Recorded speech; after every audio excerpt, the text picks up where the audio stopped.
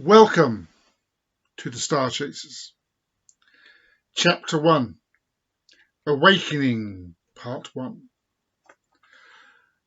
My name is Damoob, but who I am is not important. What is my tell.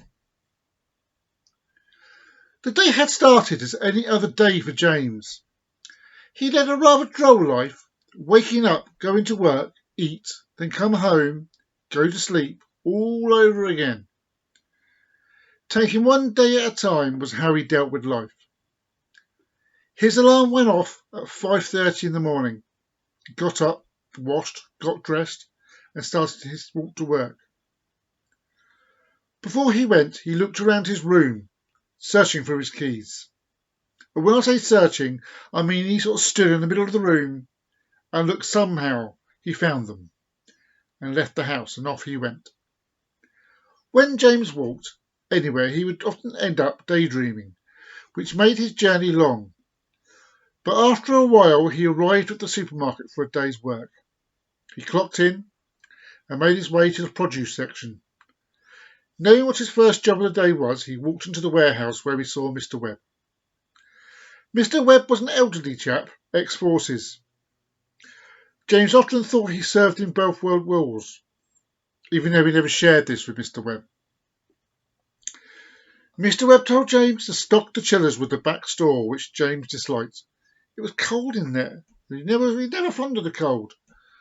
But on he went, tray by tray, slowly transferring it all. As James was doing this, Stuart came walking through the back without being seen and started to play a joke on James.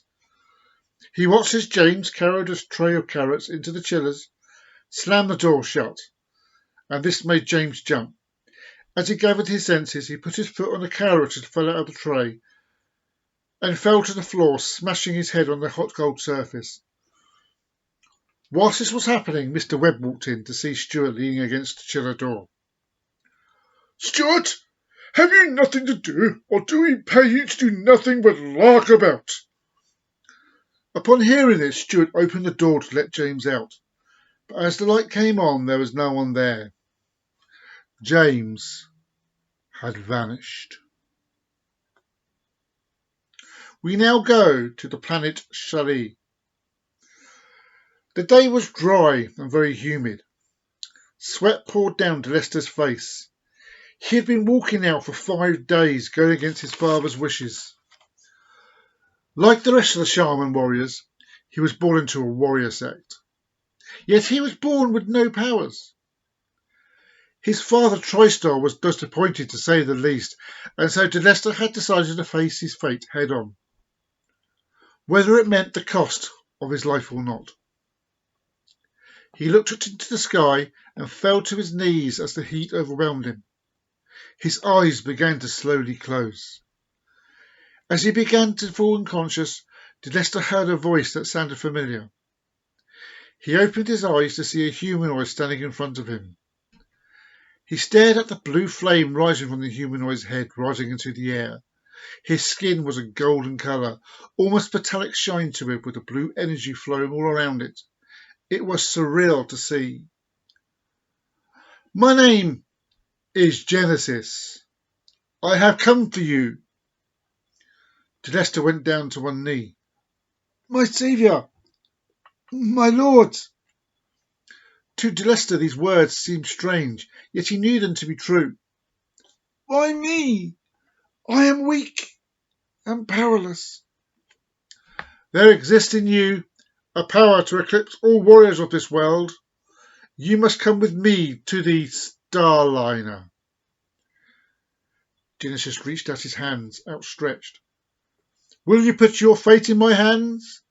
Will you join me in my quest?" Lester looked at the dunes around him, watching the sand blow across the sky.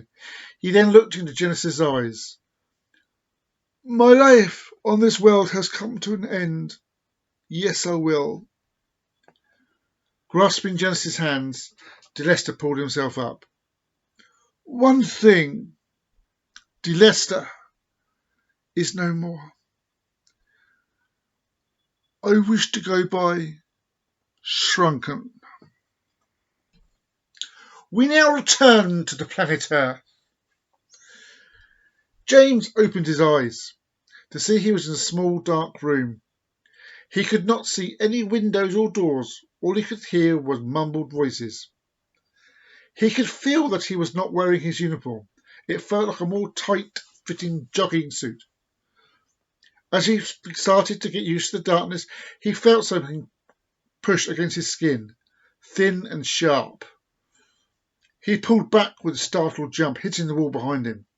Again, he felt it like a needle hit his skin. His phobia of needles came on, and he fainted within seconds. James came to lying on a medical bed in a small room, his head a little fuzzy.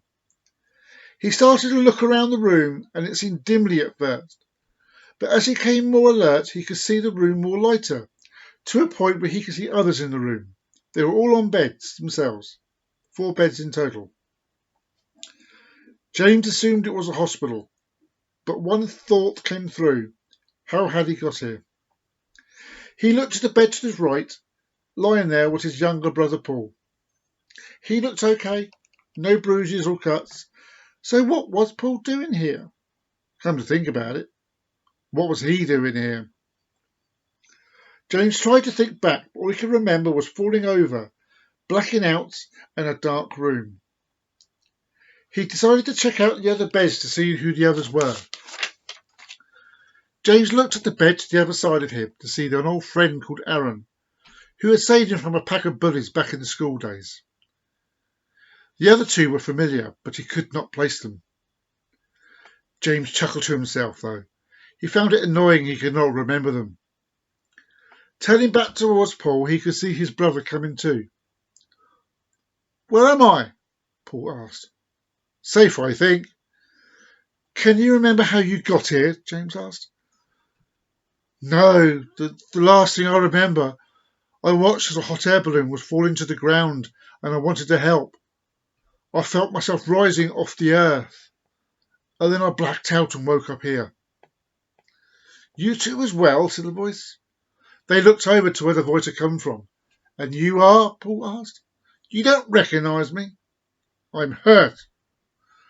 A grin came over Jane's face as he began to recognise him. Anthony! How are you? Well, considering I got an electric shock from my PC, which was enough to lock me out, I'm alive, so I'm okay. Who are the others here?